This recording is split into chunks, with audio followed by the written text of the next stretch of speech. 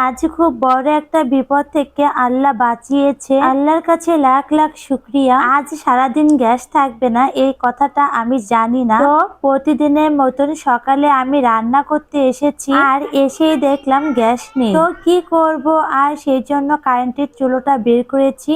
এখন আমি রান্না করতে যাব। চুলোটা অনও করেছি, মিনিট খানিক ছিল। তারপর চুলায় যে ফ্ল্যাগটা বসিয়েছি সেই মেন ফ্ল্যাগে আগুন ধরে গেছে। মন ঘুম থেকে উঠেছে, আগুন দেখে চিৎকার দিয়ে উঠেছে। আম্মু চিৎকার দিয়েছি, ভাগ্যিস মনের আব্বু বাসায় ছিল, দৌড়ে গিয়ে সুইচ অফ করেছে। অনেক বড় মহা বিপদ থেকে আজ আল্লাহ আমাদেরকে বাঁচিয়েছে। আমি এই চুলোটা আর সারবো না, আমার এই চুলোটা দেখে ভয় করছে, আর আমি ব্যবহারও করব না। কি আর করার আছে। তারপর সিলিন্ডারে রান্না করতে এসেছি। শুক্রবার দিন এমনিতে আমার মেয়েদের অনেক রকমের রান্নার বায়না থাকে, যেরকম এরা আজকে সকালবেলা লুচি আর আলুর দম খাবে, আর দুপুর বেলা বিরিয়ানি খাবে। কিছুই করার নেই, বিরিয়ানি রান্না করতে চলে এসেছি। লাইনে গ্যাস নেই, তাতে কি হয়েছে, কারেন্টের চুলো আগুন ধরেছে। এখন আমি সিলিন্ডার গ্যাসে দুপুরে রান্নাটা কমপ্লিট করলাম।